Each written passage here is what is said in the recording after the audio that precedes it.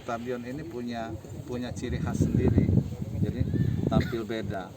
Jadi saya mempertegas saja songket-songket yang di luar. Kemarin waktu Asian Games saya tutup dengan ornamen, untuk saya buka kembali, kemudian saya kembali renov sehingga warnanya lebih cerah. Kemudian di dalam ini sesuai dengan keinginan Pak Herman Deru, Gubernur Sumatera Selatan, itu memunculkan kearifan lokal. Makanya tiang-tiangnya itu kita buat dengan ornamen songket. Kemudian di dalam sini ada ide untuk menggambarkan semangat merah putih itu, dan kita coba benchmarking ke Gelora Bung Karno. Makanya didapatlah bentuk ini, dan hasilnya memang Stadion Gelora Sriwijaya menjadi tampil beda dan lebih megah dari sebelumnya. Pak, kalau pengerjaan dari awal itu berapa lama sih Pak dulunya Bapak ngerjain ini? Ingat nggak? 1 tahun Pak ya? Tahun. Oke, sip. Ada kesulitan nggak Pak ngerjainnya? Karena ada beberapa kesulitan sedikit, karena harus memindahkan kaldron di sana yang merupakan persyaratan dari FIFA. Tidak boleh ada gangguan view baik dari penonton maupun dari lapangan, sehingga kaldron itu kan peninggalan dari SEA Games ya, yang super tinggi dan berat, sehingga harus menggunakan alat berat untuk memindahkannya.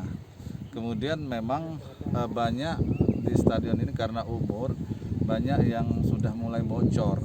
Nah, itu yang harus dicari titik bocornya, harus di-sealant kembali, harus diperbaiki kembali. Nah, di samping itu ini semua kursi tempat duduknya harus single seat. Nah, ini yang harus kita penuhi. Banyak yang sudah rusak, itu kita perbaiki. Dan ada beberapa lagi akibat puting beliung itu atapnya ini banyak terbang kemarin. Udah kita perbaikin.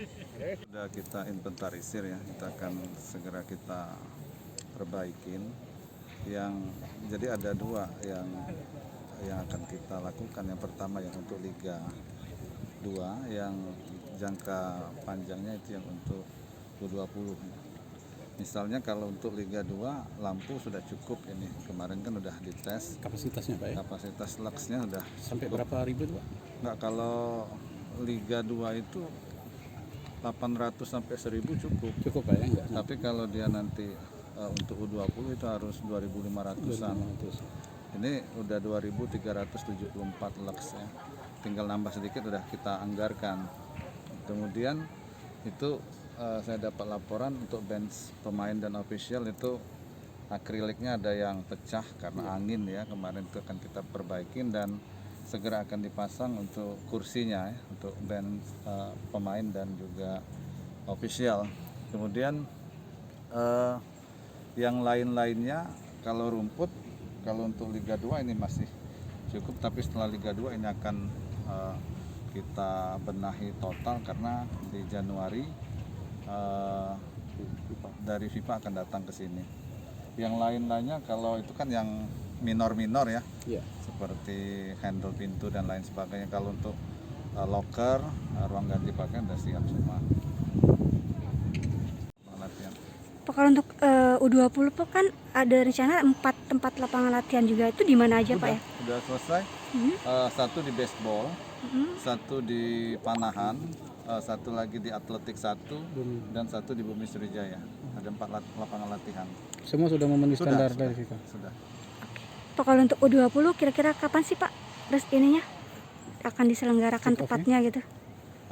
Kalau tepatnya U20 itu saya nggak tahu, belum dapat info tepat tanggalnya, tapi yang jelas kita harus mempersiapkan diri, karena infonya di awal Januari, awal tahun 2022 mereka akan inspeksi ke sini. Perawatan pasca olahraga yang udah diselenggarakan untuk di JSC sendiri Pak? Perawatan harus tetap dilakukan, apalagi kalau kita memang banyak meng-create event. Perawatan pasti terjamin. Itu dianggarkan kita atau dianggarkan pusat atau gimana Pak jatuhnya nantinya? Biasanya di PU ya, dianggarkan untuk stadion, karena ini masih aset dari pemerintah provinsi. Piala Dunia? Itu nanti kita bicarakan dengan dari PSSI dan JSC ya.